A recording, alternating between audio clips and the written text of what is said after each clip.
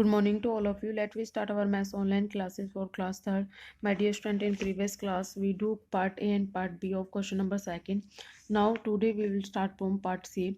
Students में pattern को observe करके नेक्स्ट टू स्टेप्स राइट करने. Now 2 multiply by 2 is equal to 4 plus 2 multiply by 2 is equal to 4 means 4 plus 4 8 plus 1 9. Equal के right hand side में given है 3 multiply by 3 is equal to 9 means equal के left hand side में और right hand side 9 given है. Now next step में 3 multiply by 3 9 plus 2 multiply by 3 6 plus 1 means total 16 given है और right hand side में 4 multiply by 4 16 है. Now next step में 4 multiply by 4 16 plus 2 multiply by 4 8 16 plus 8 24 plus 1 25 equal है 5 multiply by 5 means 25 की. Now next step में 5 multiply by 5 25 plus 2 multiply by 5 10 25 plus 10 35 plus 1 36 equal है 6 multiply by 6 means 36 की. Now start next step में 6 multiply by 6 36 plus 2 multiply bye 6 12 36 plus 12 48 plus 1 means 49 equal होगा 7 multiply by 7 के means 49. Next step में 6 से next number आता है student 7 7 multiply by 7 means 49 plus 2 multiply by 7 means 14 49 plus 14 63 plus 1 64 equal होगा 8 multiply by 8 means 64 के. I think students you understand. Now we do next part. 5 multiply by 5 equal है 25 के. नाउ 55 multiplied by 5 equal to 275 k. Now 555 multiplied by 5 equal to 2575 k. And 5555 multiplied by 5 equal है 27755 k. Mean students आगे सभी में 2 है और last में सभी में 5 है और बीच में स्टूडेंट्स जब 2 टाइम 5 को जब 5 से मल्टीप्लाई करेंगे तो बीच में 1 7 आएगा. 3 टाइम्स 5 को 5 से मल्टीप्लाई करेंगे तो 2 और 5 के बीच में 2 7 आएंगे और 4 टाइम 5 को 5 से मल्टीप्लाई करेंगे तो 2 और 5 के बीच में 3 टाइम 7 आएंगे. नेक्स्ट स्टेप में 5 टाइम्स 5 को 5 से मल्टीप्लाई करेंगे means 55,555 multiply by 5 is equal to होगा 27775 मीन्स फ्रेंड्स आगे 2 रहेगा और पीछे 5 बीच में 5 टाइम्स 5 को 5 से मल्टीप्लाई किया है तो बीच में 4 टाइम्स 7 आएगा. नेक्स्ट स्टेप के अंदर 5 टाइम्स 6 को मल्टीप्लाई करेंगे 5 से means 5,55,555 multiply by 5 is equal to 27,77,775 means friends आगे 2 और पीछे 5 आएगा. 6 टाइम 5 को जब 5 से मल्टीप्लाई करेंगे तो बीच में 4 टाइम 7 आएगा. आई think students you understand. So students, you do complete part C and part D. Thank you students. Have a nice day. Good morning students. मैं मुकेश मैडम, आपकी हिंदी अध्यापिका MLP इंटरनेशनल स्कूल राजपुरा से. बच्चों कक्षा तीसरी में आज हिंदी व्याकरण में हम करेंगे पार्ट 13 शब्दकोश. शब्दकोश में हम पर्यायवाची शब्द कर चुके थे और आज करने वाले हैं हम इसमें विलोम शब्द. विलोम शब्द क्या होते हैं? कुछ शब्द एक दूसरे का उल्टा अर्थ देते हैं. जैसे सूरज पूरब से उदय होता है और पश्चिम में अस्त. यहाँ पूरब का विलोम होगा पश्चिम और उदय का विलोम होगा अस्त. इस वाक्य में पूरब पश्चिम उदय अस्त एक दूसरे का उल्टा अर्थ दे रहे हैं. पूरब पश्चिम का और उदय अस्त का विलोम है. तो विलोम शब्द की परिभाषा क्या बनेगी? जो शब्द एक दूसरे का उल्टा या विपरीत अर्थ देते हैं वे विलोम शब्द कहलाते हैं. जो शब्द एक दूसरे का उल्टा या विपरीत अर्थ देते हैं वे विलोम शब्द कहलाते हैं. इसके बाद हमारे पास कुछ शब्द दिए गए हैं, हमें उनके विलोम शब्द पढ़ने और उनको समझना भी है. हमारे पास शब्द है आदि. आदि का विलोम होता है अंत. आदर. आदर का विलोम होगा अनादर. उपयोगी. इसका विलोम होता है अनुपयोगी. इच्छा. इच्छा का विलोम होगा अनिच्छा. उदार. उदार का विलोम होगा अनुदार. इसके बाद शब्द है प्राचीन, इसका विलोम होगा नवीन। सुगंध का विलोम होता है दुर्गंध। वीर का विलोम होता है कायर। उत्तीर्ण शब्द का विलोम होगा अनुत्तीर्ण। धूप का विलोम होगा छाँव। ऊपर का विलोम होगा नीचे। ठंडा का विलोम होगा गर्म।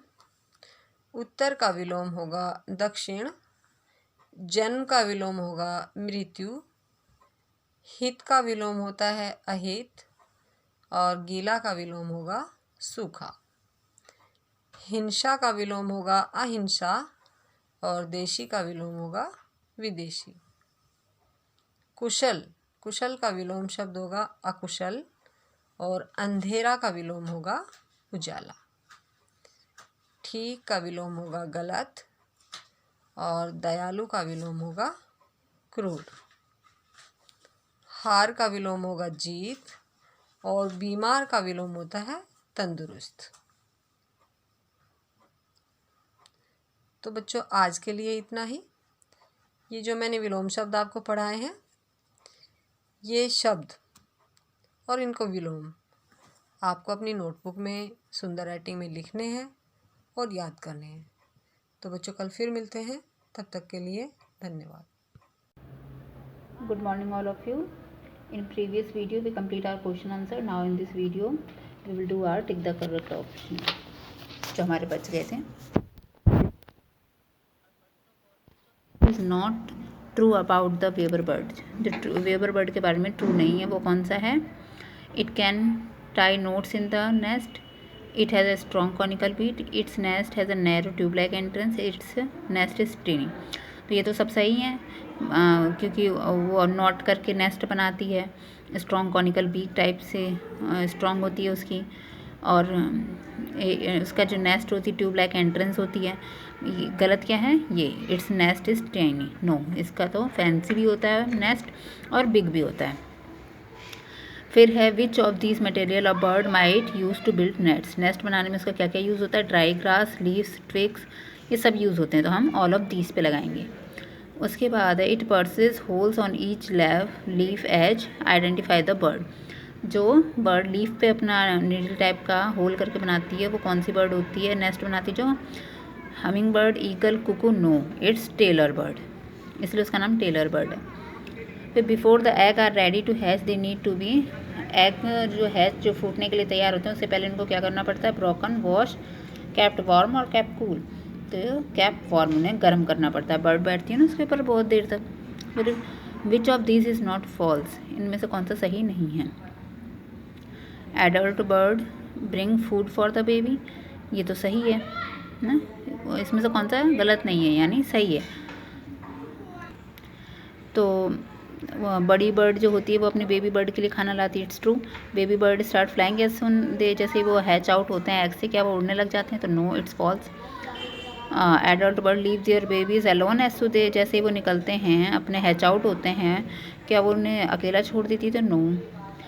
Baby bird can feed by themselves as soon as they hatch out, क्या वो खुद ही बाहर निकलते ही एग से खाना खाने लगते हैं? तो नो।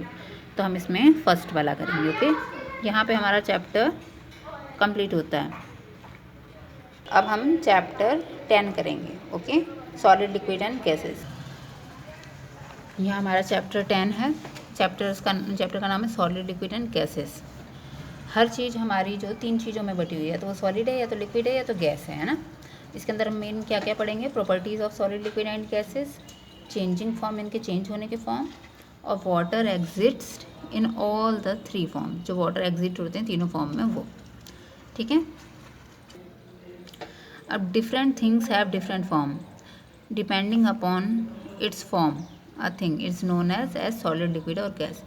जो चीज़ें हैं वो डिफरेंट, सारी चीज़ें अलग होती हैं, डिपेंड करती हैं वो क्या है, वो सॉलिड है, लिक्विड है या गैस है। तो सबसे पहले हम सॉलिड के बारे में पढ़ते हैं।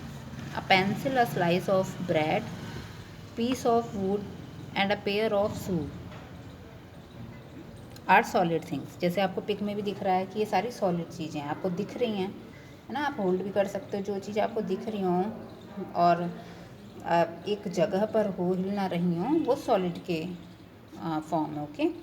जैसे कि some common properties of solids are they stay in one place and do not flow. ये एक ही जगह पर रहती हैं और फ्लो नहीं होती, है ना। They have a fixed shape and size, इनका फिक्स शेप एंड साइज है। ये लिक्विड की तरह ऐसा नहीं कि फ़्लो हो गई, बह गई, पानी या मिल्क है जो है ना, इनका फिक्स है। आप जहाँ रख दोगे, जैसे ये पेंसिल आपने यहाँ रख दी तो ये यहीं रहेगी, तो इसका फिक्स शेप एंड साइज है। फिर दे कैन बी होल्ड, इन्हें हम पकड़ भी सकते हैं। और क्या पानी को आप पकड़ सकते हो? नो। गैस को पकड़ सकते हो? नो। सॉलिड को आप पकड़ सकते हो। फिर they take the same amount of space and do not spread out. ये सेम अमाउंट का स्पेस, जैसे मैंने भी बताया था कि जितने में आप रख दोगे उतना ही लेगा, उससे ज़्यादा नहीं लेगा। और लिक्विड चीज़ या गैस क्या होती है, वो तो फैल जाती है, तो उसकी स्पेस भी बढ़ जाती है, ओके। नेक्स्ट वीडियो में हम लिक्विड पढ़ेंगे।